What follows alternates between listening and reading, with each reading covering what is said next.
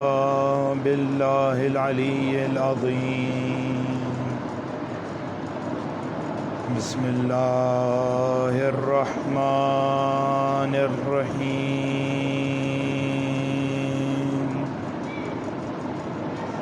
الحمد للہ رب العالمین والصلاة والسلام على جميع الأنبياء والمرسلين سيما خاتمهم وأفضلهم أبي القاسم محمد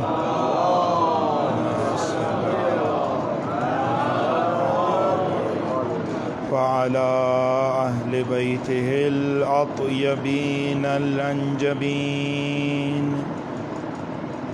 سيما بقية الله في الأرضين بهم نتولى ومن أعدائهم نتبرأ إلى الله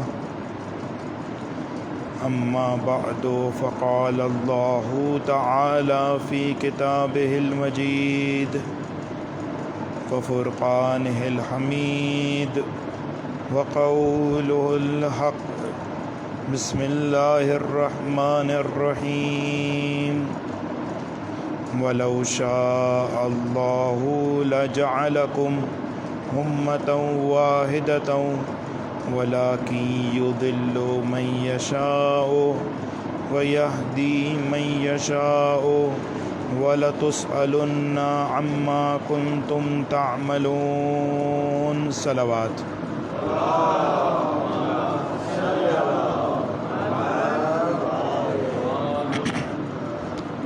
سلسلے گفتگو کے لیے سورہ مبارک نحل کی 93 آیت کو عنوان مقرر کیا تھا، جس میں پروردگار عالم ارشاد فرما رہا ہے کہ اگر ذات باری تعالی چاہتی تو تمہیں ایک گروہ اور ایک امت کے طور پر خلق کر سکتی تھی، لیکن یضل من یشاء، وہ جسے چاہتا ہے گمراہ کر دیتا ہے اور جسے چاہتا ہے ہدایت دے دیتا ہے۔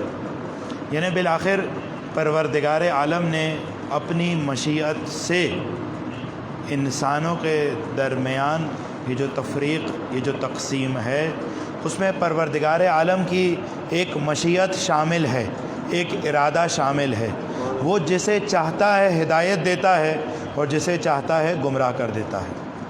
اس تناظر میں گزشتہ گفتگو اس منزل پر آ کر رک گئی تھی کہ پروردگار عالم نے انسان کو اختیار کی نعمت سے نوازا ہے۔ عجیب بات ہے، پروردگار عالم نے بعض نعمتیں صرف اور صرف بنی نوع انسانوں کو عطا کی ہے، جیسے کہ روح جانوروں کو عطا نہیں کی، جمادات کو عطا نہیں کی، روح صرف انسانوں کو عطا کی۔ اس کے علاوہ اشرف المخلوقات ہونے کا درجہ صرف اور صرف انسانوں کو عطا کیا۔ پھر ملائکہ کے لیے مسجود قرار پانا، وہ ذات قرار پانا کہ جسے ملائکہ سجدہ کریں۔ ملائکہ عصمت کا پیکر، ملائکہ معصوم ہے نا، ملائکہ تو معصیت نہیں کرتے، گناہ نہیں کرتے، عصمت کے پیکر کے لیے انسان کو مسجود قرار دیا۔ یہ صرف انسان کو شرف حاصل ہوا۔ انہی شرافتوں میں سے ایک شرف جسے پروردگار عالم نے اختصاصی طور پہ بنی نوع انسان کے لیے مقرر کیا ہے اور عطا کیا ہے، وہ اختیار ہے۔ اور اختیار جسے انسان کو عطا کیا، یہ اور بات ہے کہ انسان کو ہر دو سمت بتا دیے۔ گزشتہ گفتگو میں بتایا تھا کہ ہیرے کی چمک بھی دکھا دی اور کوئلے کی سیاہی بھی دکھا دی، ہر دو سمت پروردگار عالم نے انسان کے لیے روشن کر دی، بلکہ اس قدر روشن کی ہے کہ سورہ مبارکہ زلزال میں پروردگار عالم ارشاد فرماتا ہے فَمَن يَعْمَلْ مِثْقَالَ ذَرَّةٍ خَيْرًا يَرَهُ وَمَن يَعْمَلْ مِثْقَالَ ذَرَّةٍ شَرًّا يَرَهُ۔ اگر انسان ایک ذرے کے برابر بھی خیر کو انجام دے گا اپنے اختیار سے، ہم اس کی بھی جزا اسے دیں گے، اور اگر اپنے اختیار سے ایک ذرہ عموماً ذرہ ہم کسے کہتے ہیں؟ نمک کے دانے کو ذرہ ہوتا ہے، یا شکر کا جو ذرہ ہوتا ہے یا آٹے کا جو ذرہ ہوتا ہے وہ ہمارے ذہن میں ذرہ آتا ہے، جبکہ آپ مفسرین کی تفاسیر کو اس آیت کے تناظر میں اگر مطالعہ کریں تو مفسرین کہتے ہیں کہ ذرہ اس سے بھی باریک عنصر کو کہا جاتا ہے۔ کس عنصر کو کہا جاتا ہے؟ مثال دیتے ہیں کہ کبھی آپ نے خود نے بھی مشاہدے میں یہ سبھی کہہ رہا ہوگا کہ جب سورج کی روشنی کھڑکی سے پڑے داخل ہو تو کرنوں میں اس کی جو کرنیں، اس کی جو شعاعیں پڑ رہی ہوتی ہے، وہ جب فضا کو ایک خاص طرح سے منور، ایک خاص انداز سے روشن کرتے ہیں تو فضا میں کچھ ایسے ذرات گھوم رہے ہوتے ہیں، گردش کر رہے ہیں جو عادی آنکھ سے دکھتے ہی نہیں۔ نمک کا آٹے کا ذرہ پھر دکھ جائے گا لیکن وہ نہیں دکھتا، وہ اس قدر باریک ہوتا ہے کہ ایک خاص روشنی ہو، یعنی انسان جو اس قدر باریک چیزوں کو دیکھ لیتا ہے، انسان جو اس قدر ظریف لطیف چیزوں کو دیکھ لیتا ہے لیکن ان ذرات کو عادی آنکھ میں نہیں دیکھ پاتا۔ ابھی اس فضا میں جانے کیسے کیسے پارٹیکلز، کیسے کیسے عناصر گردش کر رہے ہوں گے، اڑ رہے ہوں گے، اس فضا میں ہوں گے لیکن ہمیں دکھ نہیں رہے، لیکن سورج کی خاص روشنی آئے جو یہ روشنی بھی اسے نہیں دکھا پاتی، سورج کی خاص روشنی آئے اس پر پڑے تو وہ ذرات دکھتے ہیں۔ ان عناصر کو مفسرین کہتے ہیں، کہا جاتا ہے ذرہ۔ یعنی اگر انسان اس برابر بھی کوئی خیر کا کام انجام دے تو پروردگار عالم اسے جزا کے بغیر نہیں چھوڑے گا، اور اگر اتنا ہی برابر کوئی غلط کام کرے، معصیت کرے، گناہ کرے، نعوذ باللہ من ذالک، تو پروردگار عالم کی سزا سے وہ بچ نہیں سکتا۔ بس پروردگار عالم نے اختیار کی دولت انسان کو عطا کی۔ اچھا، اب یہ بات بھی میں کہتا ہوا چلا جاؤں، اختیار کی دولت دی، اختیار میں ہر دو سمت بھی بتا دی ہے کہ دیکھو یہ صحیح سمت ہے، یہ غلط سمت، لیکن ساتھ ساتھ ہدایت کے متعدد اسباب بھی پروردگار عالم نے دیے ہیں۔ ہدایت کے اسباب میں سے ایک سبب قرآن مجید، ایک انبیاء کرام، ایک ائمہ اطہار، ان سب کے علاوہ ایک اور جو ہدایت کا ذریعہ ہے وہ ہے امر بالمعروف اور نہی عن المنکر۔ یعنی پروردگار عالم نے باہمی برادران ایمانی کے لیے بھی ایک ہدایت کا ذریعہ مقرر کیا ہے، اور اس کا نام رکھا ہے کہ صاحبان ایمان دوسرے مومن بھائی کو امر بالمعروف کریں، اچھے کام کی دعوت دیں اور برے کام سے روکیں۔ اچھا، جب بھی یہ بات کی جاتی ہے نا تو سامنے والا کیا کہتا ہے؟ بھائی مجھے میری قبر میں جانا ہے، آپ کو اس سے کیا پرواہ، یہی کہتا ہے نا۔ اور بعض تو آیت بھی کوٹ کر دیتے ہیں، کہتے ہیں کہ بھائی پروردگار عالم ارشاد فرما رہا ہے سورہ بقرہ میں، لا اکراہ فی الدین قد تبین الرشد من الغی، کہ دین میں کوئی اکراہ، کوئی جبر نہیں ہے۔ آپ مجھے کیوں نماز کی دعوت دے رہے ہیں؟ آپ مجھے اچھے کاموں کی کیوں دعوت دے رہے ہیں؟ آپ مجھے برے کاموں سے روک کیوں رہے ہیں؟ آپ مجھے جھوٹ سے کیوں روک رہے ہیں؟ آپ مجھے غیبت سے روک کیوں رہے ہیں؟ بھائی آپ کو آپ کی قبر میں جانا ہے، مجھے میری قبر میں، کہتے ہیں نا برادران ایمانی اس طرح کی باتیں کرتے ہیں۔ تو اس کا جواب جانتے ہیں کیا ہے؟ اس کا جواب یہ ہے کہ یہ جو انسانی سماج ہے نا، یہ ایک کشتی کی مانند ہے۔ یہ انسانی سماج ایک کشتی کی مانند ہے۔ میں سوال کروں، کشتی میں اپنی کرسی پہ، اپنی نشست پر بیٹھا ہوا انسان، مسافر جو ہے، وہ اپنی نشست پر سوراخ کر دے تو آپ اسے روکیں گے یا نہیں روکیں گے؟ کیوں روکیں گے؟ بھائی وہ کہہ رہا ہے کہ بھائی یہ تو میری نشست ہے، اس سے آپ کا کیا لینا دینا، یہ میری قبر ہے، اس میں مجھے جانا ہے، سزا ملے، جزا ملے، جنت ملے، بہشت ملے، دوزخ ملے، آپ کا کیا لینا دینا؟ آپ اپنے کام سے پرواہ رکھیں۔ یہ آپ کہتے ہیں نا، تو پھر اگر آپ کہیں گے تو آپ اگر وہ نہ رکے تو آپ زد و کوب بھی کریں گے، زبردستی بھی کر کے اسے رکوائیں گے اس کام سے۔ کیوں؟ اس لیے کیونکہ انسانی سماج بھی ایک کشتی کی مانند ہے۔ ایک انسان بھی اگر فاسد نکلے تو پوری کشتی کو لے ڈبوئے گا، ویسے ہی جیسے مسافر اپنی نشست پر سوراخ کرنے سے پوری کشتی کو لے ڈبوئے گا۔ بس پروردگار عالم نے ہدایت کے مختلف اسباب، ذرائع بیان کیے، لیکن ہم پر کہیں بھی جبر نہیں کیا، کہیں بھی جبر نہیں کیا۔ اختیار گرچہ کے جبر سے دیا ہے، مجھے پسند نہیں ایسے کاروبار میں ہوں، مجھے پسند نہیں ایسے کاروبار میں ہوں، یہ کیسا جبر ہے میں جس کے اختیار میں ہوں۔ بس اختیار دیا ہے لیکن اختیار اپنی مرضی سے نہیں دیا۔ ایک دفعہ درود پڑھ دیں محمد و آل محمد پر۔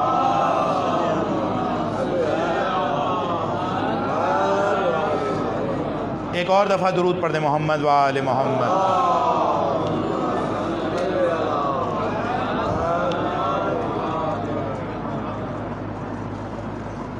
بس پروردگار عالم نے انسان کو یہ دولت انتخاب اور اختیار سے نوازا۔ اب ان گزشتہ 3-4 روز کی جو تمہیدی گفتگو تھی، میں چاہوں گا کہ اختیار کی دولت اگر آپ اسے قبول کرتے ہیں تو آیت میں ایک کانٹرڈکشن، ایک تناقض پایا جاتا ہے اختیار سے۔ دیکھیں اختیار کا کیا مطلب ہے؟ میں اپنی مرضی سے صحیح کو چنوں یا اپنی مرضی سے غلط کو چنوں، یہی ہو گیا نا اختیار کا معنی۔ جبکہ پروردگار عالم اس سورہ نحل کی 93 آیت کو، جس کو سرنامہ کلام کے طور پر انتخاب کیا ہے، اس میں کیا کہہ رہا ہے؟ یُذِلُّ مَن یشاء وَیہدی مَن یشاء، وہ جسے چاہتا ہے گمراہ کر دیتا ہے، وہ جسے چاہتا ہے ہدایت دے دیتا ہے۔ تو اگر اسی نے گمراہ کرنا ہے تو مجھے اختیار کیوں دیا تھا؟ بھائی بات ہے نا۔ اگر آپ دیکھیں، اگر آپ مجبوری میں مجھ سے کوئی اچھا کام لے لیں تو اس میں میں جزا کا استحقاق نہیں رکھتا ہوں، اور اگر آپ زبردستی مجھ سے کوئی غلط کام کروائیں تو میں اس میں سزا کا مستحق نہیں ہوں۔ مثال دے رہا ہوں، آپ احکام فقہی میں جا کر دیکھ لیں، کوئی زبردستی آئے اور روزے کے دوران، آپ روزے کی حالت میں ہوں، روزے کے دوران زبردستی کوئی غذائی چیز، کوئی آبی چیز آپ کے منہ میں ڈال دے، زبردستی ڈال دے، اور مجبور کرے کہ آپ اس کو نگلیں، حلق سے اتاریں، تو میں آپ سے پوچھ رہا ہوں آپ کو گناہ ملے گا؟ کفارہ ہے؟ کفارہ بھی نہیں ہے وہاں پر، گناہ بھی نہیں ملے گا، کفارہ بھی نہیں۔ کیوں؟ آخر پروردگار عالم میں نے تو روزے کو باطل کیا ہے، روزے کے دوران کھانا کھانا مبطل تھا، روزے کو توڑ دیتا ہے، پانی پینا روزے کو توڑ دیتا ہے۔ ان صاحب نے زبردستی آ کر مجھے پانی پلایا، ان صاحب نے زبردستی کر کے مجھے کھانا کھلایا، میرا روزہ ٹوٹ کیوں نہیں رہا؟ اس لیے کیونکہ جبر کے تحت کھلایا تھا، جبر کے تحت پلایا تھا۔ چونکہ جبر یہاں پہ کار فرما تھا، لہٰذا میں سزا کا مستحق اور لائق نہیں ہوں۔ بس سوال یہ ہے کہ جب مجھے اختیار دیا ہے تو گمراہ وہ کیوں کر رہا ہے؟ بھئی اگر اسی نے گمراہ کرنا ہے تو مجھے اختیار کیوں دیا؟ اور اگر اختیار دیا ہے تو آیت میں یہ کیوں کہہ رہا ہے کہ یُذِلُّ مَن یشاء، وہ جسے چاہتا ہے گمراہ کر دیتا ہے، وہ جسے چاہتا ہے ہدایت دے دیتا ہے۔ اچھا، اس آیت کے تناظر میں اگر بادی النظر میں آپ جا کر دیکھیں نا، تو جو بھی ہدایت یافتگان ہیں اس آیت کے تناظر میں، پروردگار کیا کہہ رہا ہے؟ یہدی من یشاء، وہ جسے چاہتا ہے ہدایت دیتا ہے، وہ جسے چاہتا ہے۔ یہ نہیں کہا کہ انسان جب چاہتا ہے تو میں اسے ہدایت دے دیتا ہوں، بلکہ کہا وہ جسے چاہتا ہے ہدایت دے دیتا ہے۔ تو اس میں ہدایت پانے والے کا کیا کمال؟ بھئی اگر وہی اپنی مرضی سے ہدایت کر رہا ہے، اگر میں گمراہ ہو جاؤں، قیامت کے دن مجھے جہنم میں ڈال دیا جائے، قیامت کے دن مجھے سزا ملے، قیامت کے دن مجھے جہنم کی آگ میں جھونک دیا جائے، آتش جہنم میں مجھے ڈال دیا جائے، تو اس میں میری کیا غلطی؟ بھئی گمراہ تو وہ اپنی مرضی سے کر رہا تھا، خود کہہ رہا ہے نا یُذِلُّ مَن یشاء، وہ اپنی مرضی سے گمراہ کر رہا ہے، تو اس میں میری کیا غلطی؟ اور وہ اپنی مرضی سے ہدایت دے رہا ہے، تو جنت میں جانے والے کا کیا کمال؟ نہ جنت میں جانے والے کا کمال، نہ دوزخ میں جانے والے کا نقصان، کیونکہ وہ خود کہہ رہا ہے یُذِلُّ مَن یشاء وَیہدی مَن یشاء۔ عجیب سوال، اور جبکہ اختیار بھی دیا ہے ہمیں۔ عجیب، ایک معمے کو محسوس کر رہے ہیں، اس پہیلی کو محسوس کر رہے ہیں، تو پہیلی کا حل مفسرین کرام نے بیان کر دیا۔ وہ کیا بیان کیا؟ وہ بیان یہ کرتے ہیں کہ پروردگار عالم، اس آیت کے تناظر میں ذیل میں، پروردگار عالم کبھی بھی کسی کو گمراہ نہیں کرتا، کبھی بھی پروردگار عالم گمراہ نہیں کرتا۔ پروردگار عالم کبھی بھی نہیں چاہتا کہ بنی نوع انسان گمراہی کے دہانے پر آ جائیں، پروردگار عالم نہیں چاہتا۔ پروردگار عالم، عجیب بات ہے، پروردگار عالم کی جانب سے جو کچھ بھی آتا ہے، جو کچھ بھی آتا ہے وہ محض خیر ہوتا ہے، وہ محض ہدایت ہوتی ہے، وہ محض خیر اور برکت ہوتی ہے۔ پروردگار عالم کی جانب سے گمراہی نہیں آتی۔ یہ انسان ہے جو ہدایت کے اسباب اپنے اوپر بند کر دیتا ہے، ہدایت کی راہوں کو اپنے اوپر بند کر دیتا ہے، ہدایت کے دریچوں کو خود پر مسدود کر دیتا ہے، ہدایت کی راہوں کو خود پر مغلق کر دیتا ہے۔ تو جب ہدایت کی راہوں کو خود پر بند کر دیا تو اب گمراہی کا صحرا بھی پروردگار عالم کے سر نہیں، یہ انسان گمراہی کا سبب ہے۔ درود پڑھ دیں ایک دفعہ، محمد وآل محمد۔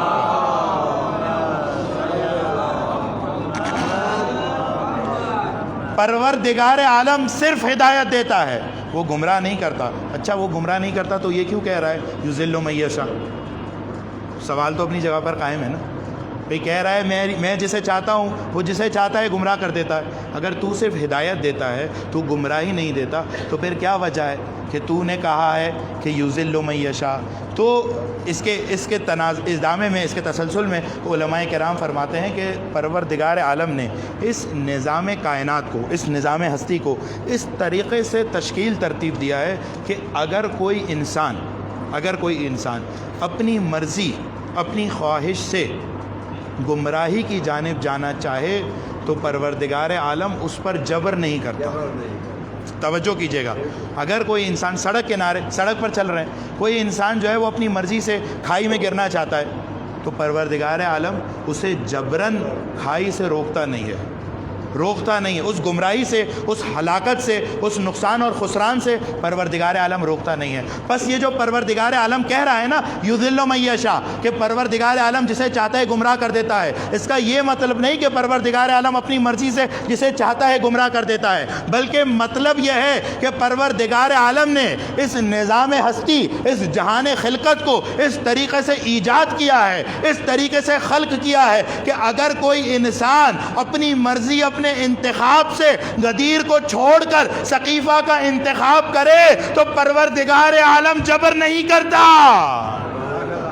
پروردگار عالم جبر نہیں کرتا۔ غدیری جام کو امت مسلمہ سے محروم کروا دیتا ہے، غدیر کی برکات سے امت مسلمہ محروم ہو جاتی ہے، لیکن پروردگار غدیر کو جبراً حاوی نہیں کرتا۔ اپنی مرضی سے، اپنے انتخاب سے اگر ہمارے انتخاب کو قبول کرنا ہے تو کرو، ورنہ اگر تمہیں گمراہی کے سقیفہ میں گرنا، ڈوبنا ہے، غرق ہونا ہے تو ہم تمہیں روکیں گے نہیں۔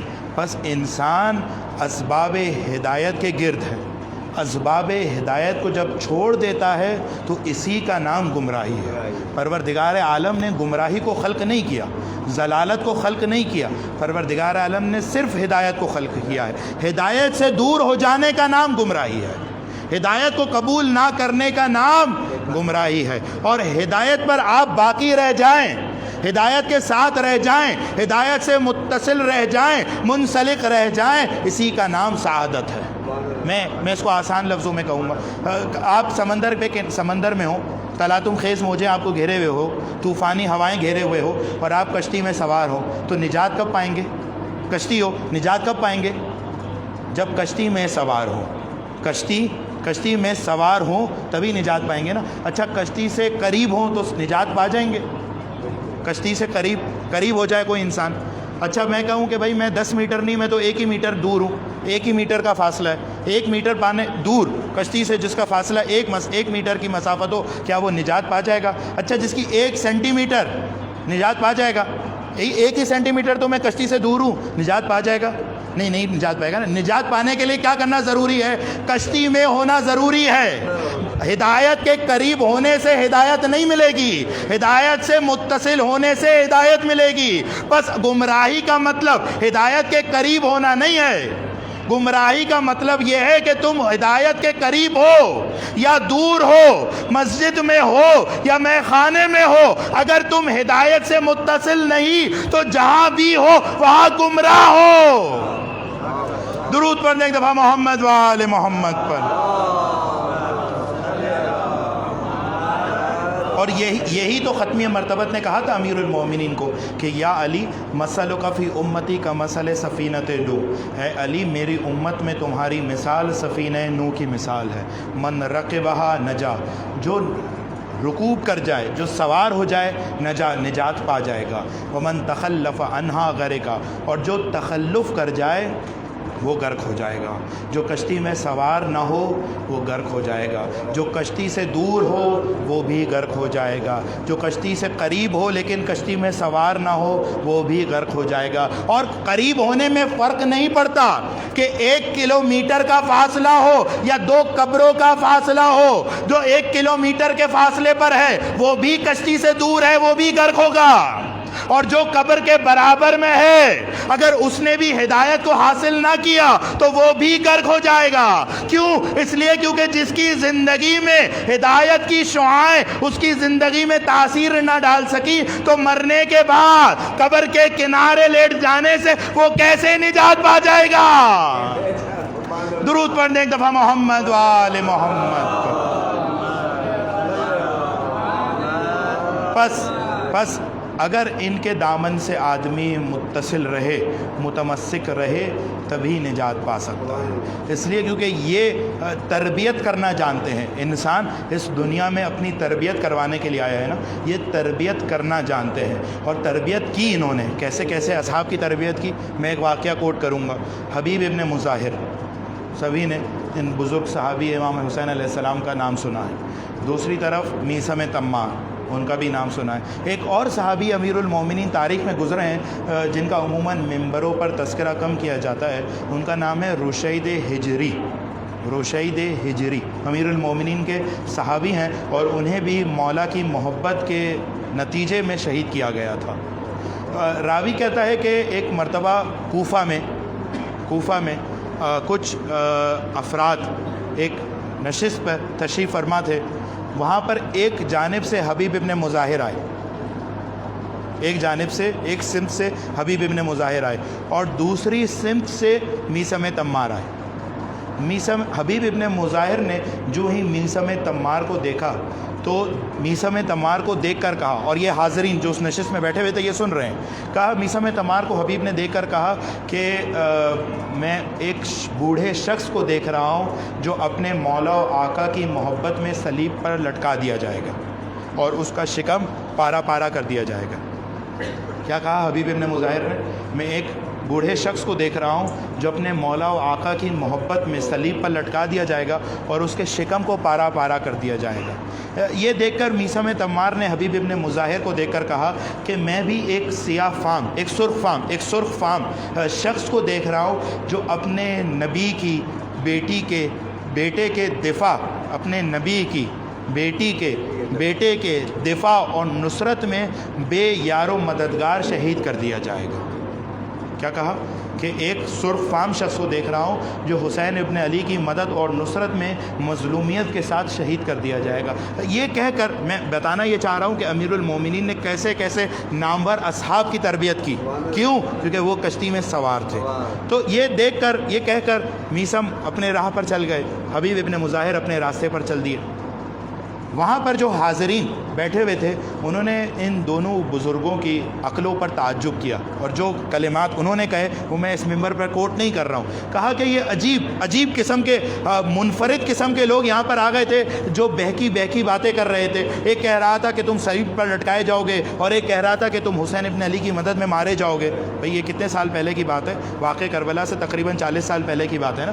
تو یہ اس وقت کے لوگوں کے لیے کس قدر تعجب خیز باتیں تھیں، اور پیش گوئی کرنا، حالات کو بتانا، آپ کی سرنوشت کو بتانا، آپ کے مستقبل کو بتانا، وہ بھی اس قدر قطعیت کے ساتھ، اس قدر قاطعیت اور حتمیت یقینی صورت کے ساتھ کہ تمہارے ساتھ یہ ہوگا اور تم بتاؤ کہ میرے ساتھ یہ ہوگا۔ اچھا، دونوں ایک دوسرے پہ سب تعجب کر رہے ہیں ان دو بزرگوں پر۔ تو وہاں پر میثم تمار آئے، رشید ہجری آئے، اور رشید ہجری کو لوگوں نے کہا کہ یہ دونوں علی کی محبت کے دیوانے یہاں پر آئے تھے اور عجیب بہکی گمراہ کنندہ باتیں کہہ کے چلے گئے۔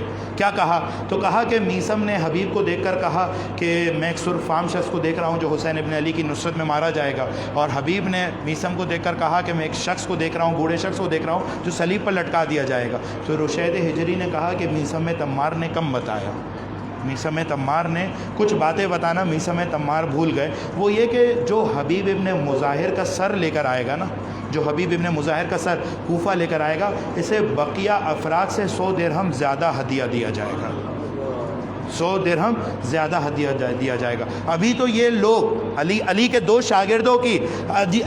شاگردوں کی علمیت دیکھ کر اس قدر تعجب میں پڑ گئے تھے، اس قدر ورطہ حیرت میں پڑ گئے تھے کہ یہ تیسرا ایسا آ گیا جو 2 سے بھی زیادہ آگے کی باتیں کرنے لگا۔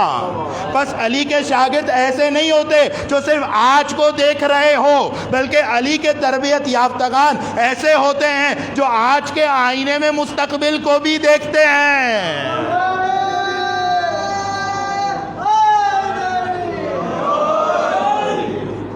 جو آج کے آئینے میں مستقبل کو بھی دیکھتے ہیں۔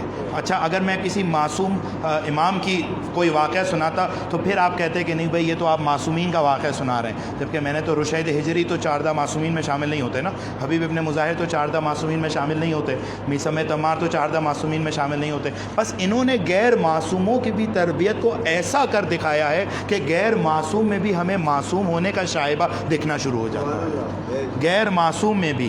اچھا حبیب ابن مظاہر کی بات آئی ہے، جانتے ہیں کہ جب کربلا کا لٹا ہوا کاروان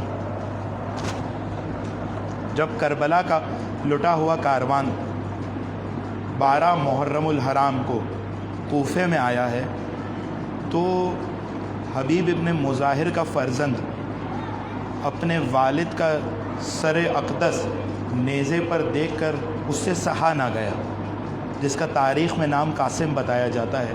قاسم ابن حبیب کے فرزند قاسم سے یہ منظر دیکھا نہ گیا کہ اس کے والد محترم کا سر نیزے پر پیوست رہے، اور یہ دیکھ کر اس نے پوری کوشش کی کہ کسی طریقے سے اشقیا سے وہ سر لے لے. کوفے کی بات کر رہا ہوں نا، کوفے جانتے ہو کوفہ کیا ہے؟ کوفہ میں یہ حبیب کی منزلت دیکھ لی، حبیب کی منزلت. کوفہ 61 ہجری، 40 ہجری میں علی ابن ابی طالب کوفہ کے خلیفہ ہیں نا. زینب و ام کلثوم کوفہ کی شہزادیاں ہیں، لیکن کس طریقے سے کوفہ لے جائی گئی ہیں، نہ سروں پر مقنع و چادر ہے، نہ ان کا وہ احترام ہے، بے کجاوہ محملوں پر سوار ہے، ہاتھوں میں رسن ہے.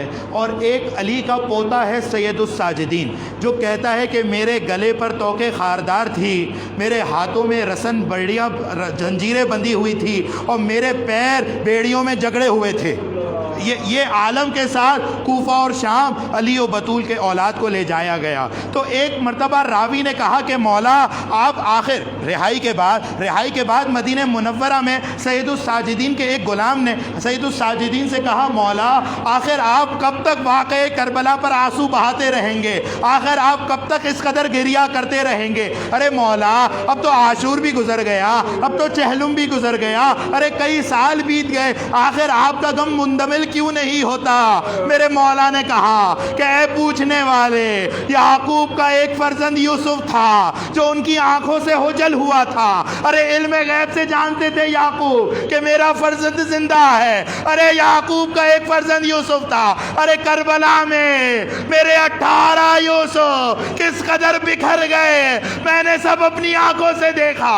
ارے مولا شہادت تو آپ کی میراث تھی نا، جب شہادت میراث تھی تو پھر روتے کیوں ہے؟ کہا شہادت میراث تھی، لیکن ماں بہنیں بے مقنع و چادر کوفہ و شام کا بازار عابد سے یہ وطن میں کسی نے کیا کلام، گزرے قلق زیادہ کہا تم پہ یا امام. مولا نے 3 بار کہا شام شام شام. سر ننگے میرا کنبہ تھا اور گرد خاص و عام. ارے بیبوں کا نام لے کے ادوشات ہوتے تھے، بابا کا سر بھی روتا تھا اور ہم بھی روتے تھے.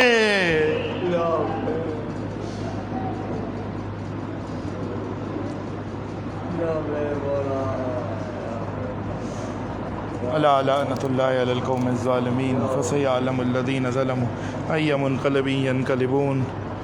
ارے لا تجھے اس رفیع و جلیل ذکر کا واسطہ دیتے ہیں، ہمارے تمام گناہان کبیرہ و صغیرہ کی